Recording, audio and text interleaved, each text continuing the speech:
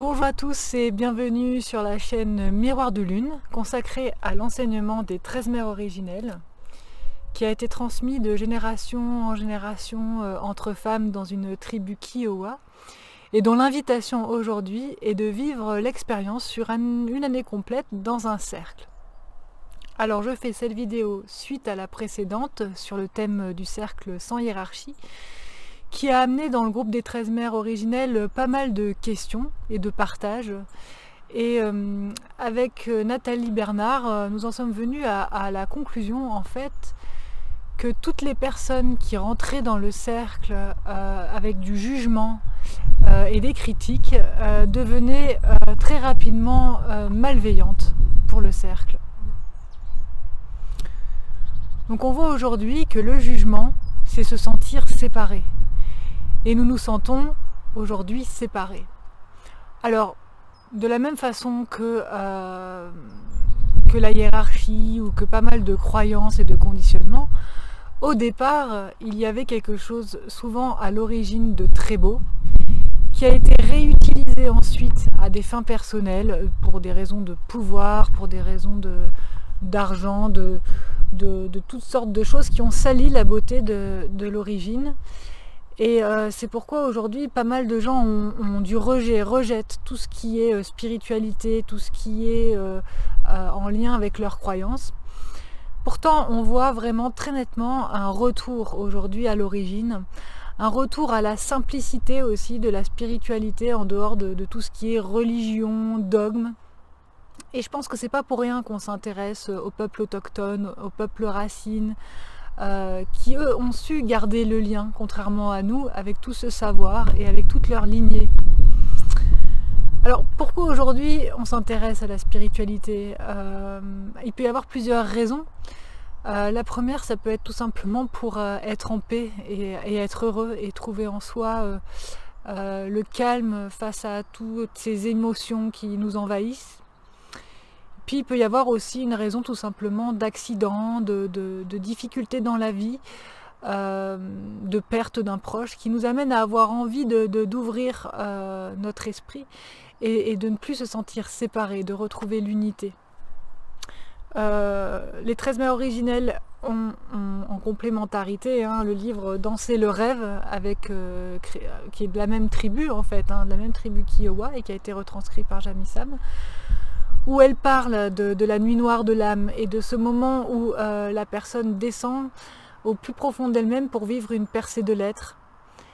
Je vous invite vraiment à lire ce livre en complémentarité avec le livre des 13 mères originelles. Elle parle aussi du fait de ne pas se prendre trop au sérieux avec la médecine du coyote, l'animal totem du coyote, qui nous invite à, comme Bip-Bip, un peu rigoler de nous-mêmes et moins se prendre au sérieux.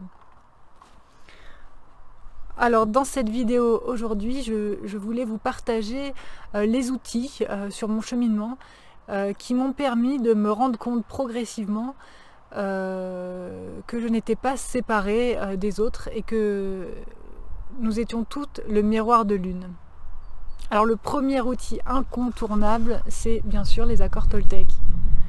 Alors les accords Toltec, c'est très proche des 13 mères originelles puisque c'est arrivé jusqu'à nous grâce à une transmission dans une mexicaine, de génération en génération. Et on voit aussi qu'il y a, comme dans le livre des 13 mères originelles, cette idée de miroir fumant. La 13e du livre des 13 mères originelles, celle qui unit toutes les autres, voilà, les 13 mères originelles. Il y a cette question de grand miroir fumant et qui se brise et de récupérer tous les morceaux. Je vais vous lire juste vite fait le passage dans le livre donc des accords Toltec qui s'appelle le miroir de fumée. Le passage.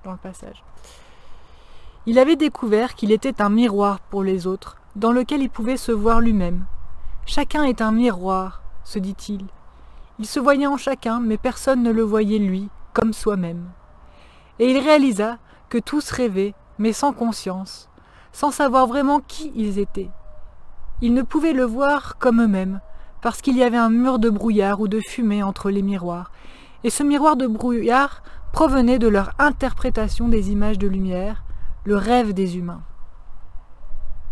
Cette notion de rêve, on le retrouve aussi chez les aborigènes, donc de tous les peuples à racines, en fait, on peut dire les peuples anciens, ont cette notion que nous sommes qu'un avec la nature, qu'un avec nos frères, avec les éléments. Donc il y a vraiment cette idée d'unité qu'on retrouve, et c'est cette simplicité de la spiritualité aujourd'hui qui nous appelle.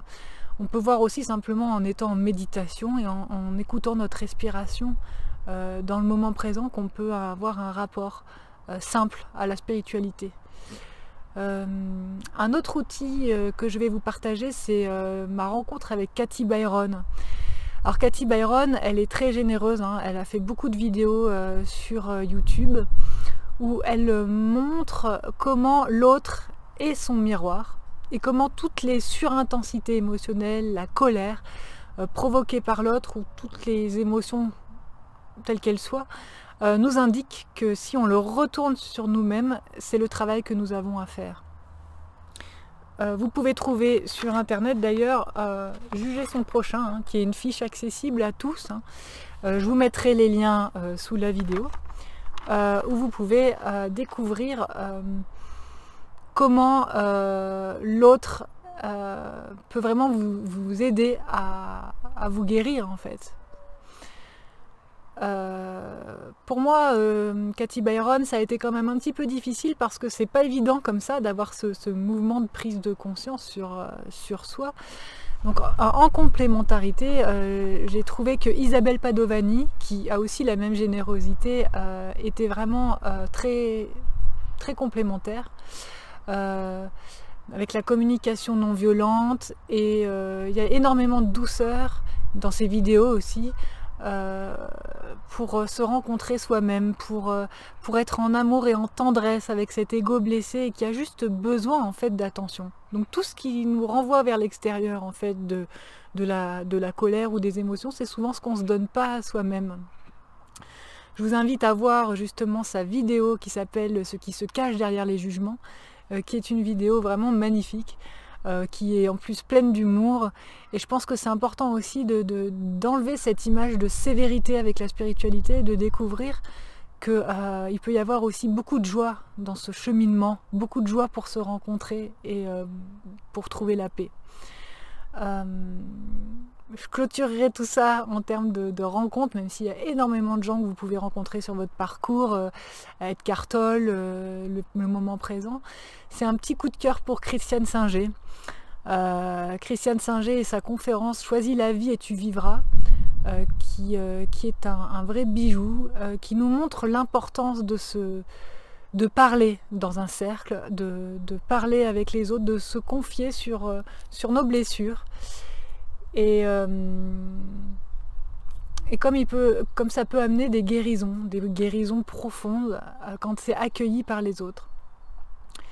Je vais vous partager mon expérience. J'ai vécu lors d'un stage dans un cercle mixte une véritable guérison entre deux femmes.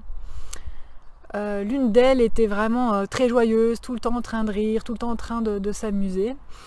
Et puis, comme ça, dans un moment de confidence, elle nous a dit qu'elle donnait rendez-vous à la mort, c'est ses mots, et qu'elle avait fait plusieurs tentatives de suicide qui n'avaient jamais abouti. Et à ce moment-là, toujours dans la bienveillance, il y a l'autre femme qui a réagi en lui disant « Ah, mais ça y est, je comprends pourquoi tu me déranges et pourquoi je te déteste depuis le début du stage en fait. Moi, je vais te raconter mon histoire. Voilà, moi, mon frère, il s'est suicidé. Et c'est moi qui l'ai découvert quand j'avais 5 ans. Et tu peux pas savoir le mal que tu fais en essayant de supprimer ta vie et l'égoïsme que c'est pour tous les gens qui t'aiment, en fait. » Et j'ai assisté à ce moment-là à une scène absolument magique où ces deux femmes se sont levées et se sont pris dans les bras l'une de l'autre. Elles avaient toutes les deux des blessures opposées et qui se complémentaient à merveille, pour enfin mettre de la lumière là où elle vivait dans l'ombre depuis des années. Et j'ai vu cet amour venir et cette guérison se poser en quelques instants, en fait, en quelques minutes.